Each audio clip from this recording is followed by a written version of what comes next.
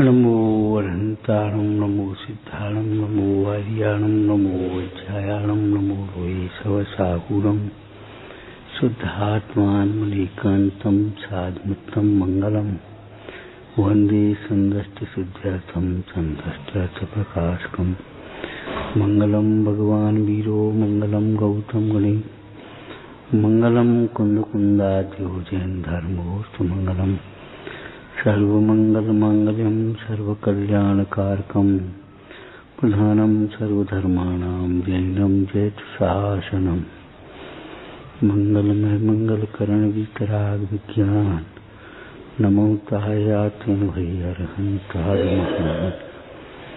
महानमोजिनं वीरं अनन्तवर्णानदंसनसहावं मोक्षामणियं सारं केवल सुध केवल वर्णिनम्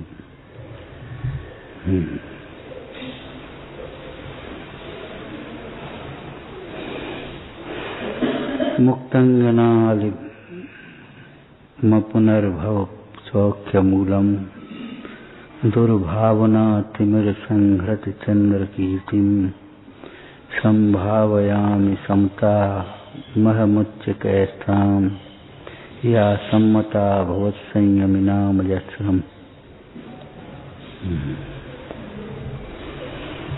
टीकाकार महामुनिराज पद्म प्रभु मलधारी देव क्या कह रहे हैं? मैं उस समता को उच्चकै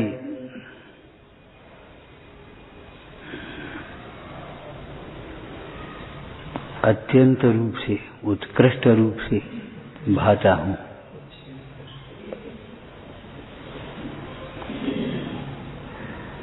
जो समता कैसी है? मुक्त्यंगनाल पुनर्भव सौख्य मूलम। मुक्त रूपी परिणति, मुक्त परिणति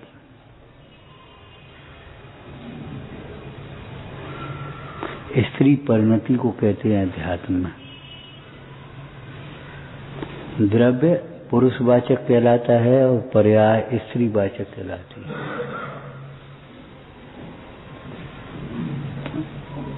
मोक्ष मार्ग में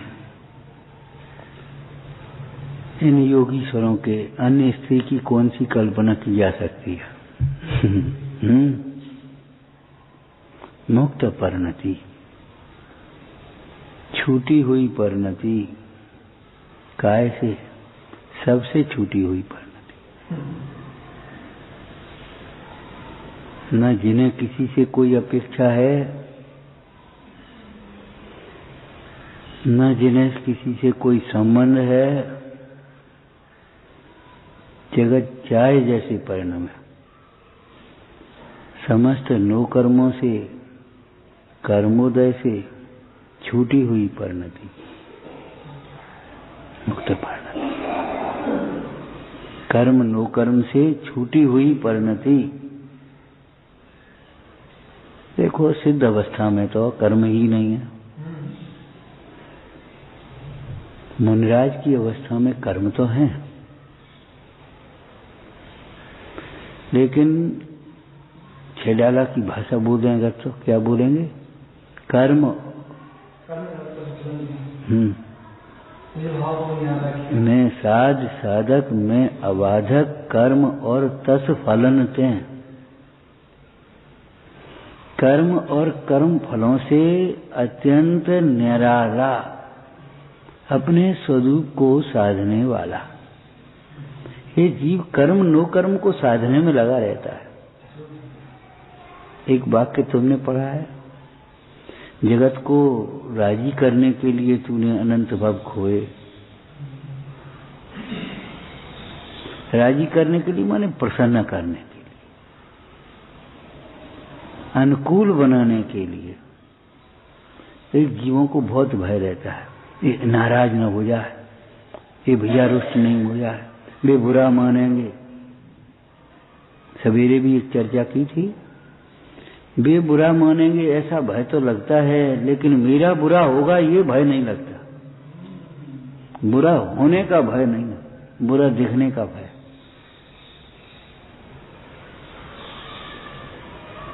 अब भैया क्या करें, मन तो नहीं था, अब जाना पड़ेगा, भी बुरा मानेंगे,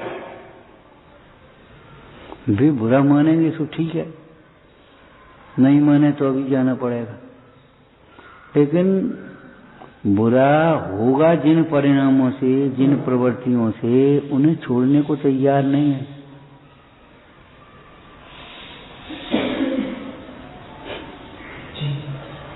भगवान तभी चरा गए, भगवान तभी चरा गए। नहीं पहुंचे तो नहीं पहुंचे, नहीं किया तो नहीं किया, जो कहने मतलब भी तो बुरा मानते ही नहीं कुछ, तो सही बात है, भी बुरा नहीं मानते, लेकिन उससे तेरा बुरा होता है, ये हो सकता है।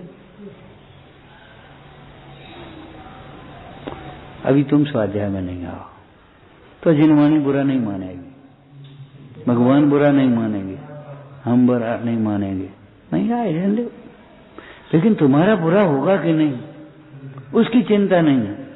वो क्या करें, वो हम वहां जान, वो बुरा मानेंगे, तो बुरा मानने की तुझे चिंता है, बुरा होने की चिंता नहीं है।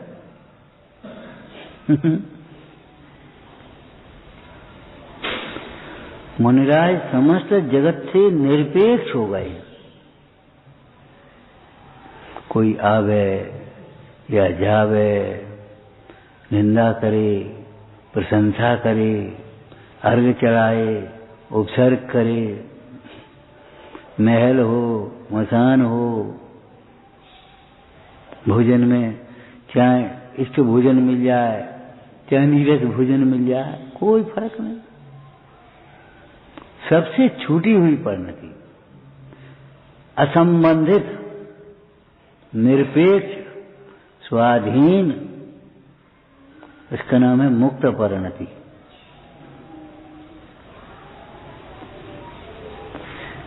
देखो, आत्मा स्वभाव से देखें तो सबसे मुक्त है।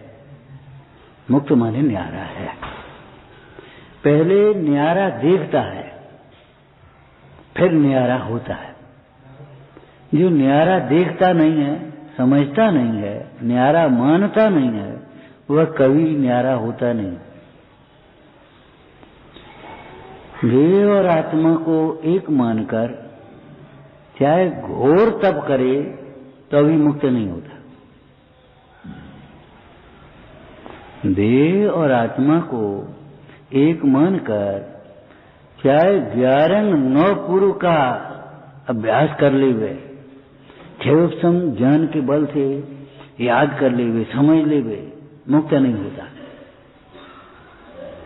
देह से भिन्न माने, देह से जब भिन्न हुआ तो देहाद माने बाह्य पदार्थों से भिन्न हो गया, और जिन कर्मों से देह मिलती है, जिन परिणामों से देह मिलती है, और देह के लक्ष्य से जो परिणाम होते हैं, उन सब से न्यारा।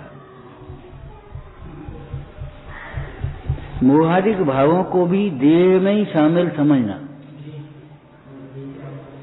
भगवान आत्मा विदेही नाथ है, सिमंदर भगवान विदेही नाथ है, वो तो हैं ही, विदेह क्षेत्र में रहते हैं, लेकिन भगवान आत्मा विदेही नाथ है, देह से न्यारा।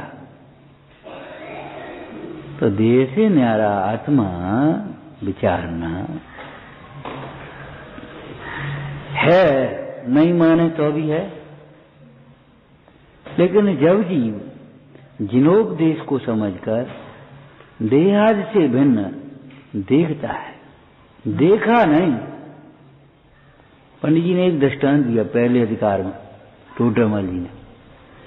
जैसे किसी बड़े दरिद्री को अवलोकन मात्र चिंतामणि रत्न की प्राप्ति होती हो, अवलोकन मात्र से चिंतामणि रत्न की प्राप्ति होती हो, और वह अवलोकन न करे। कोढ़ी को कोई अमृत पान कराए और वह अमृत पान न करे, तो उसके अभाग्य की महिमा हमसे नहीं हो सकती। उसी प्रकार जिसे स्वाधीन उपदेश दाता गुरु का योग बनने पर भी जो जिन वचनों को न सुने, अर्थात देहादिक से भिन्न आत्म स्वभाव का अवलोकन न करे, अनुभवन न करे, प्रतीति न करे, वो अभागा है, अभागा। मुनि सकल वृत्ति बड़ भागी। जो निरंतर देह से भिन्न अपने आत्म स्वरूप को ही अवलोकते रहते हैं, अनुभवते रहते हैं, वे बड़े भाग्यवान हैं। शिक्षक विधान में आया, तुम चितवत व अवलोकत व सरधानी। तो मुक्त परिणति, छूटी हुई परिणति, आपकी परिणति पर से संबंधित, पर को देखती है। ये क्या कर रहे हैं, इनकी शक्ल कैसी है, ये क्या खा रहे, ये कहाँ जा रहे। आपकी परिणति पर से, पर की ओर देखती है, उनकी परिणति पर की ओर नहीं देखती, पर से छूटी हुई है, निर्मुक्त, निरपेक्ष। वो परिणति कैसा उदय है ये नहीं देखती, कैसे संयोग है कैसे नहीं देखती, कैसा क्षयोग समय उसे नहीं देखती। किसको देखती है, स्वरूप के, स्वरूप को, स्वरूप को। और स्वरूप सदा एक रूप है, समरूप है, इसलिए वो स्वरूप को देखती हुई, अनुभवती हुई परिणति। देखने का मतलब आंखों से देखना नहीं है, देखना माने अनुभवना ही समझना है मोक्ष मार्ग में। तो स्वरूप को अवलोकती हुई, निहारती हुई परिणति समता रूप से सहजपने परिणमती है, उसे विषमता होती ही नहीं है। एक बहुत सुंदर वस्तु है, आप दृष्टांत से समझना, एक बहुत सुंदर वस्तु है और आप उसे देख रहे हैं और वैसी की वैसी वो स्थिर है। देखो, आपको आनंद होगा, कोई हर्ष विषाद तो नहीं होगा, लेकिन वह पर बदल जाए वो वस्तु। दृष्टांत पड़े वैराग के प्रसमान योग में। ऊपर एक महल जैसी रचना राजा को दिखाई दी, ऊपर बैठे थे। उन्हें सोचा क्या सुंदर रचना है, ऐसा सुंदर महल मैं बनाऊंगा। जाओ कलम लेकर के आओ, इसका नक्शा उतारे। तब तक विलय को प्राप्त हो गई। अब विषाद हो गया कि नहीं हो गया है? अध्रुव को देखती हुई परिणति भ्रमती है, विषमता रूप परिणमती है। समझदार जी मंगलाचरण की टीका, चार गतियां अध्रुव का अवलंबन करती हैं, इसलिए अध्रुव है। चार गतियों में जो दुख की कल्पना होती है वह भी अध्रुव है, और सुख की कल्पना होती है वह भी अध्रुव है। क्या कहा? चार गतियों में जो दुख है ना वो भी अध्रुव है। आप अभी मिटा सकते हैं, उसी समय देह से होने वाला क्लेश अध्रुव है। देह के लक्ष्य से जो दुख हो रहा है वह अध्रुव है। देह से भेद ज्ञान करता हुआ जीव तत्काल उसका नाश कर लेता। आपने पढ़ा होगा वो राजा का प्रसंग, दाह ज्वर हुआ, मलया के चंदन बामन चंदन लगाया जा रहा है, रानियां घिसने के लिए बैठे तो चूड़ियों की आवाज हो रही, बंद करो ये खन खन खन खन। रानियां थोड़ी देर के लिए रुक गईं, लेकिन फिर विवेक से सोचा चंदन तो घिसा जाना है, चंदन घिसे बिना लेप नहीं लगेगा तो फिर कैसे काम चलेगा। तो उन्होंने एक एक चूड़ी रहने दी और उतार दी और चंदन घिसने लगी। थोड़ी देर में राजा को विकल्प, क्यों चंदन नहीं घिसा जा रहा, क्यों? उनको लगता चंदन घिसा जाएगा तो आवाज होगी, आवाज बंद होगी माने चंदन घिसना बंद हो गया। महाराज घिसा जा रहा, चंदन घिसा जा रहा और आवाज शांत हो गई। कैसे? अचंबा हुआ, कैसे? कि देखो महाराज, एक में कोई खन खन नहीं है, कोई ठन खन खन कुछ नहीं, एक में कोई प्रकार के द्वंद नहीं।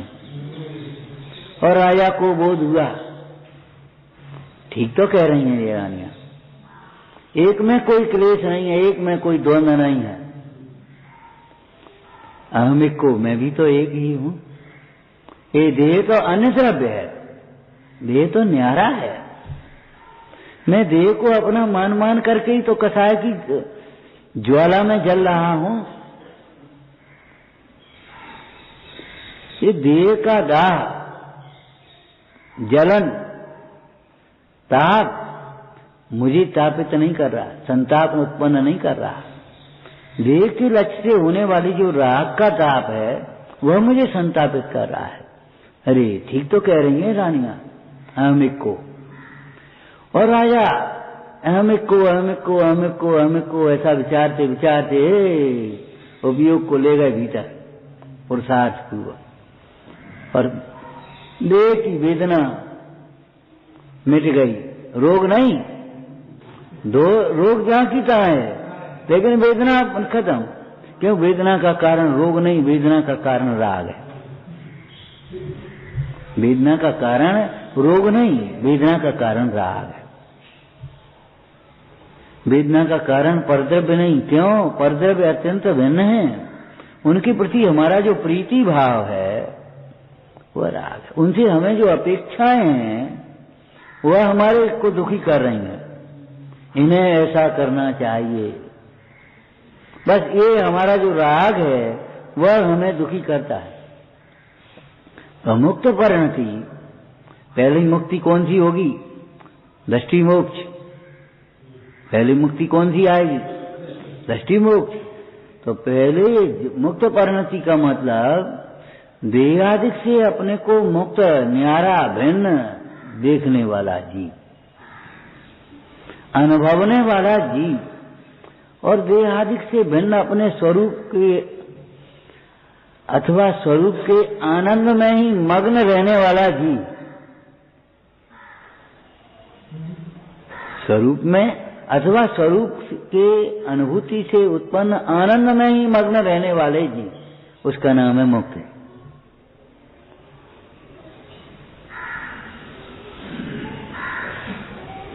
सम्यक दृष्टि को भी समयसार कलशकार ने, अमृतचंद स्वामी ने सही मुक्त एवं कहा। जो अपने को अकर्ता अनुभवता है, पर द्रव्यों का कर्ता नहीं देखता, वह मुक्त रहता है, वो दुखी नहीं होता। मुक्त माने वह दुख से मुक्त, वह दुखी नहीं होता। दुखी वह होता है जो पर द्रव्य को अपना मानता है, पर द्रव्य का कर्ता मानता है, पर द्रव्य से कुछ आशा करता है सुखी होने की, वह दुखी होता है। जो परद्रव्य से निरपेक्ष है वो दुखी नहीं होता, उसे कौन दुखी करे? क्यों?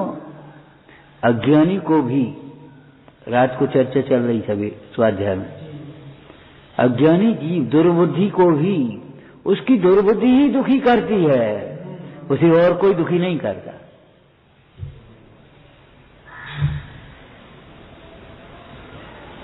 अज्ञानी को भी उसकी दुर्बुद्धि ही दुखी कर रही है।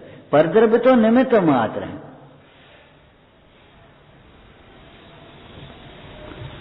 परद्रव्य को परद्रव्य निमित्त मात्र है, परद्रव्य दुखी नहीं कर रहे।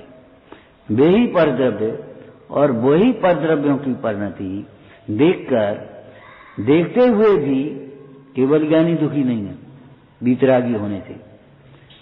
जगत के प्राणी भी बहुत से, सब नाना प्रकार के जीव, वे तो दुखी नहीं हो रहे। तू अकेला क्यों दुखी हो रहा है? तुझे प्रीति भाव है। पर द्रव्यंत प्रीति जो है संसार अबोध। वो राग परिणति दुखी कर रही है, कसाएं दुखी कर रही, कसायों से जलता है। क्या जलता है? ज्ञान, सुख, प्रभुता, बल जलता है। आग लगा दी, लोग कहते आग लगा सब में। तो यहाँ काय की आग लगी है? विषय क्या दावा नल दहो, उसमें क्या जल रहा? तेरा ज्ञान दर्शन सुख जल रहा है।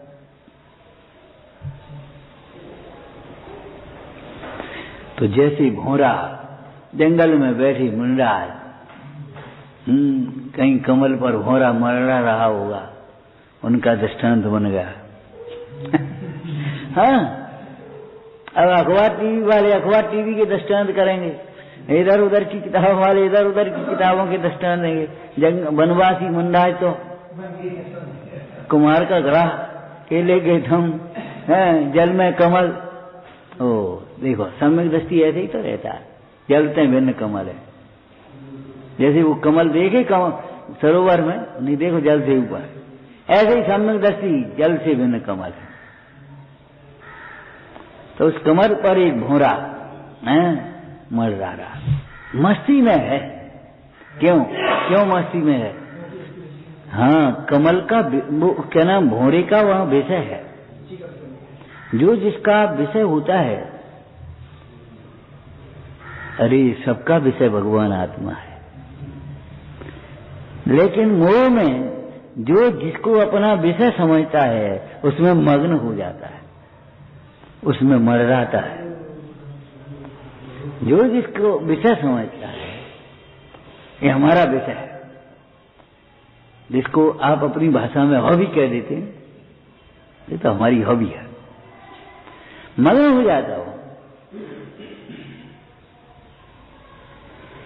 उसे शुद्ध नहीं है उस भौरे को। क्या ये कमल बंद होगा अभी? विषयों की रुचि वाला ऐसा मग्न है, धन की रुचि वाला धन में ऐसा मग्न है कि उसे ये खबर नहीं है जीवन की संध्या आ रही। ये अध्रुव है, विनाशिक है, कुछ होश ही नहीं उसे। तो जैसे वह मुक्त की ओर मर जाता है, उसमें मग्न है, उसका बस ये समझो उसका रस ग्रहण करता है भौरा, जिसको पराग कह देते हो वहां उस भाषा में, फूल की भाषा में, वो उसका रस ग्रहण करता है। मालूम है, मुंडाज की एक बाहरी आहार वृत्ति को भ्रामरी वृत्ति कहा।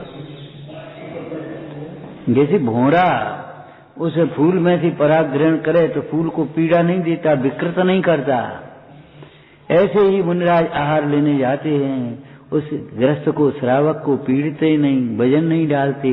तो मैं कराना अपनी विधि, वो द्वारापेक्षण के लिए खड़ा है, भक्ति पूर्वक बुला रहा है, तो अपन गए और अपनी विधि के अनुसार, ध्यान रखना कभी पूरा आहार नहीं लेते, वहां थोड़ा सा उसमें से आहार ग्रहण करके चले आते।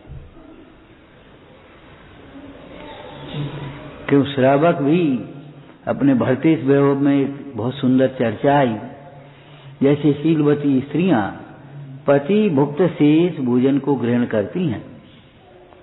कुछ समझ गए? पति भुक्त शेष माने पति को भोजन कराने के बाद जो बचा सो अपन ने खा लिया। ऐसे ही श्रावक हैं, वे मुनि भुक्त शेष भोजन को ग्रहण करते हैं। वे स्त्रियां उन पति को अपना स्वामी मानती हैं, और ये श्रावक उनको अपना स्वामी मानते हैं, हमारे स्वामी। तो उन्हें आहार देने के बाद जो आहार बचता है उसको बस ग्रहण कर लेते संतोष। पति उठते तो जो थे भ्रमर उसमें से ग्रहण कर लेता है, रस ग्रहण करता है, पति फते नहीं, बहनी बहनी नहीं। ऐसे ये समता भाव कैसा है? मुक्त रूपी परिणति के प्रति भ्रमर के समान है। क्या मतलब? मुक्त मुक्त मुक्त मुक्त ग्रहण कर लेता है, उसके साथ जो बंद है उसे छोड़ देता है, उसे ग्रहण नहीं करता। निर्मुक्त स्वरूप हो हम, कर्म बंद है, हाँ बना रहे, हमें क्या लेना है। प्रवचन सार जी में ऐसा इसमें भी दिया है, ध्यान नहीं है हमें। बंद हो अथवा ना हो हमें क्या फर्क पड़ता है? हमें तो बंद में दिखता है, बंद अपने में दिखता ही नहीं, हमें क्या फर्क पड़ता है? बंद हो अथवा ना हो, कोई फर्क नहीं हुआ। जैसे कहते हंस उस दूध में, पानी मिले दूध में से दूध को ग्रहण कर लेता है, इसकी चोंच की विशेषता है। ऐसे इस ज्ञान की विशेषता है। क्या विशेषता है ज्ञान की? कि वह मुक्त को ग्रहण कर लेता है, मुक्त स्वरूपो हम। यद्यपि सम्यज्ञानी जीव अनेकांती हैं, स्यादवादी जानते हैं पर्याय में बंद है, संयोग में शरीर है। मुनिराज जानते हैं, उस चर्या के लिए निकलते हैं, आहार ग्रहण करते हैं, योग परिवर्तन करते हैं, सारी बातें होती हैं, लेकिन वे अपने को मुक्त स्वरूप के अनुभवते हैं। वह ये हमारा विषय, ये हमारा विषय नहीं है। हमारा विषय का मतलब ये हमारी रुचि है, यहाँ ये हमारी हॉबी है, ये नहीं। वो समता परिणति।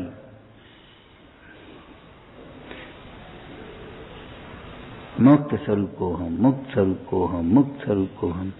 मैं मुक्त कब होऊंगा, मैं मुक्त कब होऊंगा, मैं मुक्त कब होऊंगा, ऐसा नहीं देखती। मुक्त स्वरूप को हम, मुक्त स्वरूप को हम, मुक्त स्वरूप को हम। उस मुक्त स्वरूप को भाते भाते सहज मुक्त हो जाता है। पर्याय की अपेक्षा द्रव्य पर्याय समझ गए? द्रव्य स्वभाव के आश्रय से, समझदार जी की कलश की भाषा में कहें तो शोधनाय के अवलंबन से, आश्रय से वह अपने को मुक्त स्वरूप भाता हुआ सहज ही मुक्त हो जाता है। भवबंधन कर टूट पड़े, खिल जावे।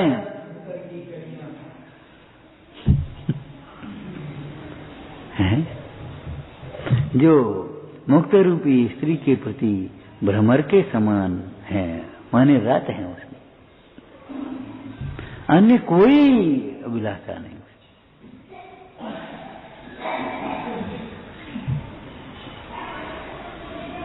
पवनजय को जब तक अंजना का स्वरूप खबर नहीं थी, समझा नहीं था, भ्रम हुआ था,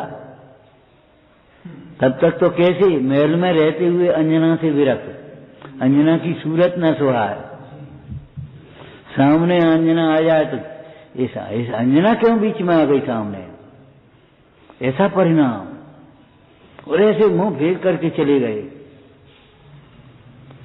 और जब अंजना का स्वरूप समझा, अरे ये तो अनन्य चित्त है मेरे, समय आया, किसने समझाया, किसने समझाया, और किसने भ्रम पैदा किया? स्वयं ही भ्रम हुआ और स्वयं ही भ्रम दूर हो गया। अब उस पवनजय को अंजना ही दिखती है, अंजना अंजना अंजना कहाँ है, अंजना कहाँ है, अंजना कहाँ है? अंजना के बिना महल सूना। दासी से पूछा, अंजना ऐसा ऐसा हुआ, अच्छा वहीं से चल दिया, रोटी तो खा ले बेटा, ढूंढवा लेंगे, अंजना कहीं नहीं, आ जाएगी। अरे आ जाएगी, तुम्हें पड़ी आ जाएगी, कोई जवाब नहीं है, चुपचाप चल दिया। अंजना जंगल में बैठा है, किसी से बात नहीं करता। पुराणकार ने कहा जैसे योगी आत्मा को ध्याते हैं, ऐसे वो पवनजय ऐसे लिखा पद्म पुराण में, इस टीका में, वचनका में इस प्रकार के बहुत दृष्टांत है। अंजना अंजना अंजना, किसी की सुनता ही नहीं है। वो हाथी उसका, उसे कह दिया जा भाई अब तुम जंगल में, तुमसे क्या प्रयोजन। लेकिन वह स्वामी भक्त हाथी वहीं खड़ा है अपने स्वामी के समीप।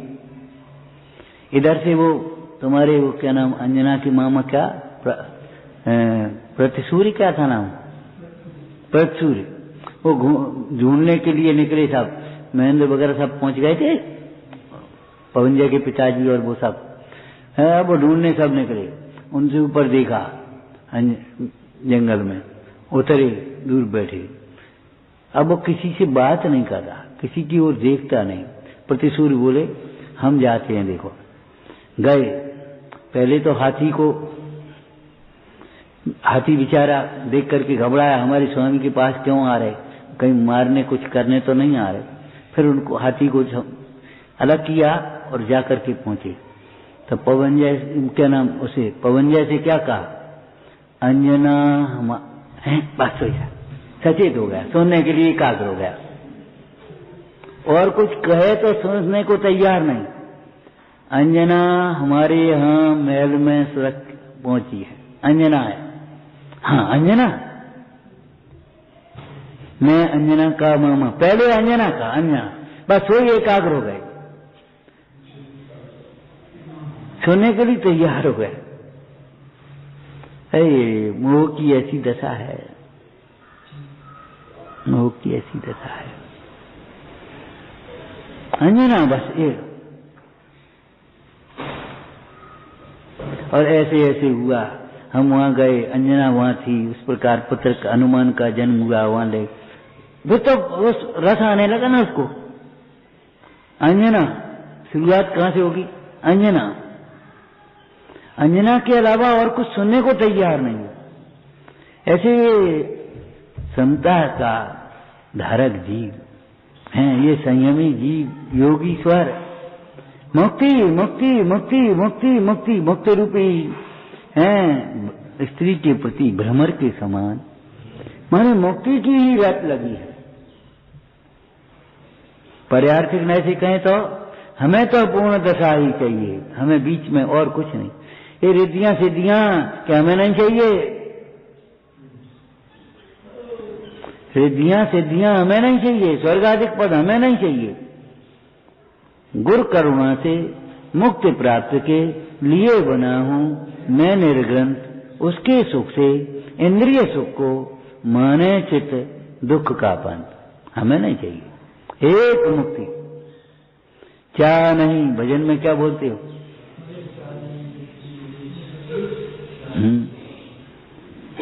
क्या नहीं,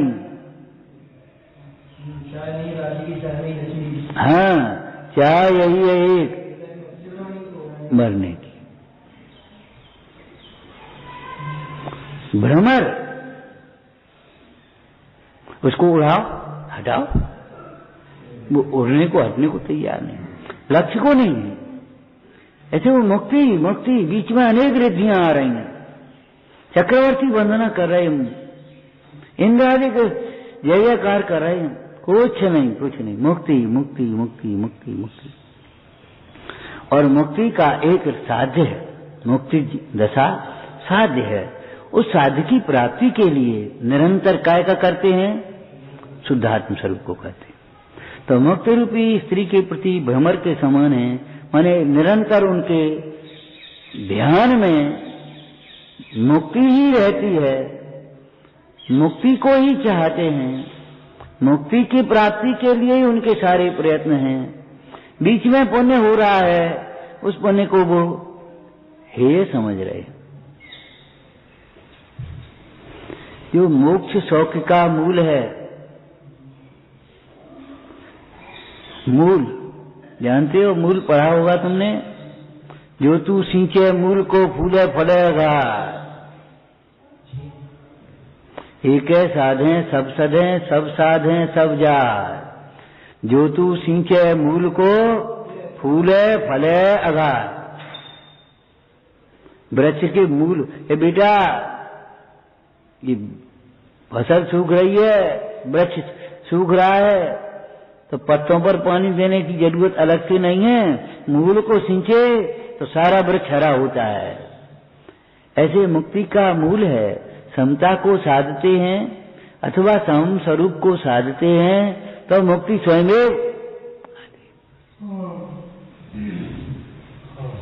बाल ब्रह्मचारी तुमको लख सेवतीय सन्मुख आई, बाल ब्रह्मचारी तुमको लख सेवतीय सन्मुख आई, बास पूज बस पूज तनज पद बासव सेवत आई। इंद्रादि का करके पहुंचते हैं, उन बालों की मुक्ति के सामने नहीं देख रहे, मुक्ति उनको वरण कर रही है आकर। मुक्ति किसको वरण करती है, निर्गंथ को ही वरण करती है। मुक्ति किसको प्राप्त होती है, निर्गंथ को ही प्राप्त होती है। और निर्गंथ में भी कौन से निर्गंथ, भाव निर्गंथ है, मतलब अपने स्वरूप में रमे हुए निर्गंथ योगी स्वर को मुक्ति वर्ण करती है, मुक्ति प्रकट होती है। तो मुक्त शोक का मूल है। आत्मानुशासन में मूल की कोई चर्चा की?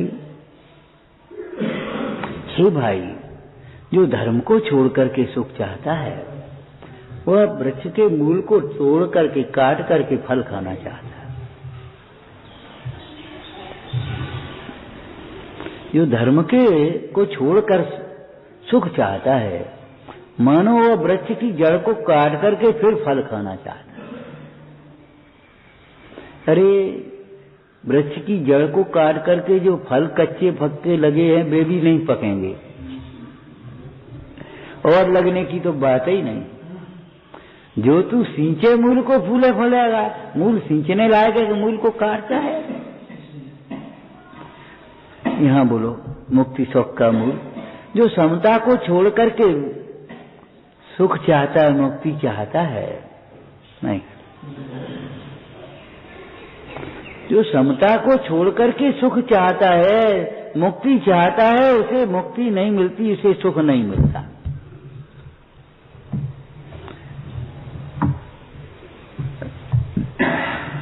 मुक्ति समता रूपी परिणाम का फल है।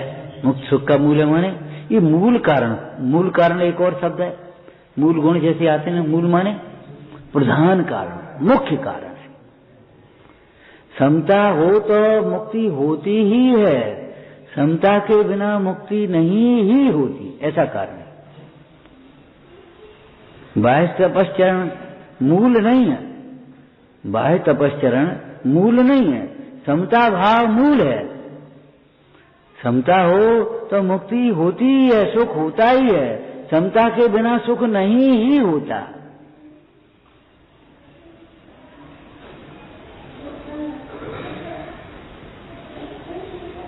भरत चक्रवर्ती ने उसी दिन दीक्षा ली और अंतर मुहूर्त में केवल ज्ञान प्राप्त कर लिया। बोलो,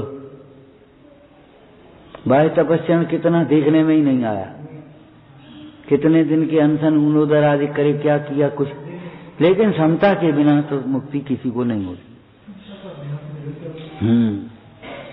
समता और सुख ही अविनाभावी हैं। समता और सुख ही अविनाभावी हैं, समता के बिना सुख नहीं है। और वो समता तुम्हारी मंद कसाय, शांति रखो, समता रखो, समता रखो, ऐसी ये इतनी हल्की चीज नहीं है। आत्म स्वभाव के कैसा है? आत्म स्वभाव जो सदाकाल समरूप रहता है, एक रूप रहता है, उस स्वभाव की अनुभूति का नाम ही समता है।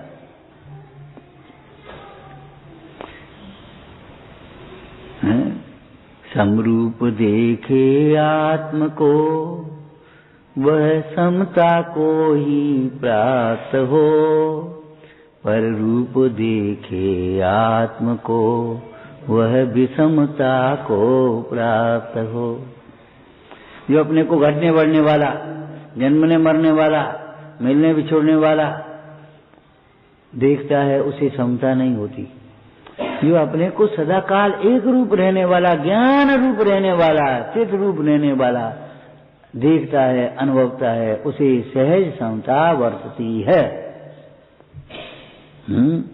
तो जो मोक्ष सुख का मूल है, इसमें मुक्ति मुक्ति विरस्ती है, ये समझो। और जो दुर्भावना रूपी तिमिर को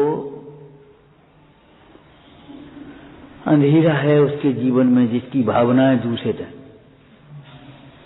जिसकी भावना दुर्भावना समझते ही हो, जिसकी भावनाएं खोटी हैं, दृष्टि खोटी है, दुर्बुद्धि, दुर्दृष्टि, परदृष्टि है, और दुर्बुद्धि और दुर्भावना, तो इसकी भावनाएं खोटी हैं, ये समझो उसके लिए अंधेरा है, भविष्य अंधकारमय है। कभी वह जीव सुखी नहीं होगा, कभी उन्नति नहीं कर सकता, इसकी भावनाएं खराब हैं। दुर्भावना दुर्भावना अंधकार है। अंधेरा छा जाता सामने, जैसे अंधकार में द्वार हो तो भी दिखता नहीं है, ऐसे दुर्भावना वाले जीव को खुला हुआ मुक्ति का द्वार, निष्कंटक मुक्ति का मार्ग दिखता ही नहीं, अथवा वह शिव के निष्कंटक पथ में जबरन बोता रहता है, ढूंढता रहता बाहर,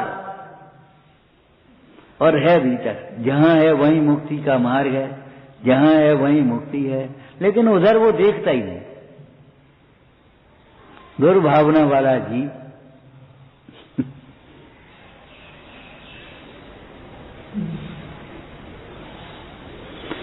तो कैसी है ये समता परिणति, साम्य भाव, जो दुर्भावना रूपी तिमिर समूह को नष्ट करने के लिए चंद्रमा के प्रकाश के समान है। दुर्भावना तिमिर संहृत चंद्र कीर्तिम, चंद्रमा की कीर्ति, चंद्रमा के प्रकाश को मालूम है क्या कहा? उद्योत कहा है, शीतलता पर देने वाला। सूर्य का प्रकाश को तो आतप कहते हैं, अग्नि के प्रकाश को आतप कहते हैं, उष्णता है उसमें। ऐसे इंद्रिय ज्ञान तो तुम्हारा ये समझो अकुलतामय है, लेकिन ये समता का भाव निराकुलता रूप है, शीतल प्रकाश। इसमें परद्रव्य भिन्न भिन्न दिखाई देते हैं। परद्रव्य से निरपेक्षता रहती है, विरक्तता रहती है, उदासीनता रहती है। अपना स्वरूप ज्यों का त्यों भाषित होता है, पूर्ण भाषित होता है, एक रूप भाषित होता है, तो उस स्वरूप में मग्नता रहती है, लीनता रहती है, उसकी भावना रहती है, इसलिए उसे सदा काल निराकुलता बढ़ती है। जो दुर्भावना रूपी तिमिर समूह को नष्ट करने के लिए चंद्रमा के प्रकाश के समान है, और अंतिम विशेषण है जो समता संयमियों को सदा सम्मत है। संयमियों का जीवन ही है, संयत का जीवन समता है, उन्हें समता ही स्वीकार है। पथ की प्रत्येक विषमता को मैं समता से स्वीकार करूं। कैसे स्वीकार किया है? समता से स्वीकार किया। क्या मतलब हुआ बोलो? हाँ, तो समता का स्वीकार करने का मतलब हर परिस्थिति में अपने को न्यारा चित्स्वरूप देखते हैं और उनको मात्र के देखते हैं, इष्ट अनिष्ट की कल्पना नहीं होती।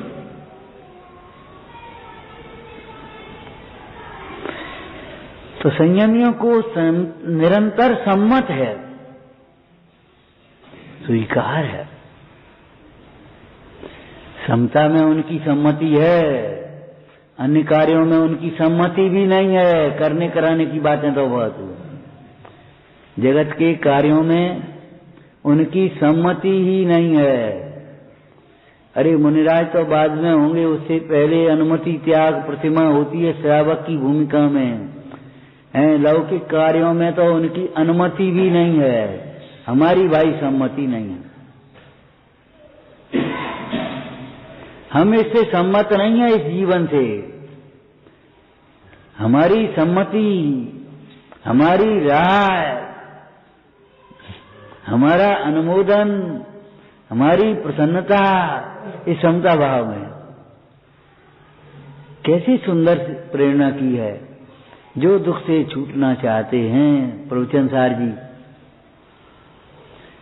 वे जीव जिस तरह मेरी आत्मा ने श्रावण को अंगीकार किया, मैंने समता को अंगीकार किया है, उसी प्रकार तुम भी श्रावण को अथवा समता को अंगीकार करो। दुख से छूटने का और कोई उपाय नहीं है, दुख से छूटने का और कोई उपाय नहीं है, मुक्त होने का और कोई उपाय नहीं है। समता से ही मुक्ति होगी। अब मैं जानी समता बिन नहीं को आन सहाई, और कोई सहाय करने वाला नहीं। ऐसी समता को मैं उत्कृष्ट बने भाता हूं, संभावयामि। अथवा तो देखो, समता को भाते हैं। समता को भाते माने बाह्य संयोगों की भावना नहीं करते, बाह्य संयोगों की पद प्रतिष्ठा की भावनाएं नहीं करते। वे तो किनका काम है? जे दुर्बुद्धि जीव ते उतंग पद बीच हैं, उनका काम है वो तो हैं। ये समरसी सजीव जिनको कछु न चाहिए, तो भी समता को भाते हैं। अथवा तो अभी कहें तो क्या कहेंगे? समता की प्राप्ति के लिए प्राप्त तो हुई है, समता की वृद्धि के लिए और समता की पूर्णता के लिए बार बार अपने स्वरूप को ही भाते हैं, वही स्वरूप भाते हैं। और बोलो कुंद कुंद स्वामी की प्रतिज्ञा, उसी स्वरूप को दिखाते हैं उसी स्वरूप को दिखाते हैं। दर्शाऊं एक विभक्त को आत्मा तने निज विभव से, अपने वैभव से, अपने ज्ञान से देखते हैं, जानते हैं, अनुभवते हैं और उसी स्वरूप को दिखाते हैं। देखो ये स्वरूप, ऐसी समता ही जीवन का साध्य है, ऐसी समता ही सुखी होने का उपाय है। ऐसी समता की प्राप्ति के लिए ही जिन्हें समता प्रकट हुई है, ऐसे भगवंतों के दर्शन, ये पहला चरण है। पहला चरण है भगवान का दर्शन। देखो भगवान, लेकिन क्या देखो? इनकी समता को देखो, इनकी वीतरागता को देखो। मुंडाइयों की समता को देखो, वीतरागता को देखो, और वीतरागता से होने वाले सुख को देखो। वीतरागता से होने वाले सुख को देखो, अथवा वीतरागता को देने वाले शुद्धात्मा को देखो। समता को देने वाले उस शुद्धात्मा को देखो जिसके आश्रय से समता हुई है। उस शुद्धात्मा स्वरूप को वही देखने लायक है। स्वाध्याय उसी के लिए है। यदि उस स्वरूप की ओर लक्ष्य नहीं है तो हमारी केवल पद्धति बुंदी है, रूढ़ी है। मात्र जितनी कथाएं की मनता हुई तो पुण्य बंध का कारण है, बाद बाकी स्वाध्याय का फल नहीं आया। स्वाध्याय का फल समता, स्वाध्याय का फल समता है। जितना भी तपस्चरण है, सत्समागम है, व्रत संयम है, सब समता के लिए है। समता के बिना समस्त ज्ञान और आचरण ऐसा है जैसे जीव के बिना का शरीर।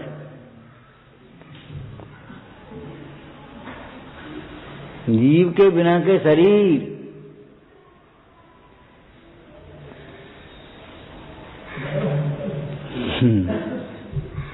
बिना मीठे के पकवान है। विचार भावना योग्य पुरुषार्थ से सफल होती है, हैं? तो स्वरूप की भावना भाते भाते सहज मुक्त दशा को प्राप्त होते। विचारना सहजानंदी सोत रूपी अविनाशी में आत्म स्वरूप, सहजानंदी सोत स्वरूपी अविनाशी में आत्म स्वरूप, सहजानंदी सोत स्वरूपी अविनाशी में आत्म स्वरूप।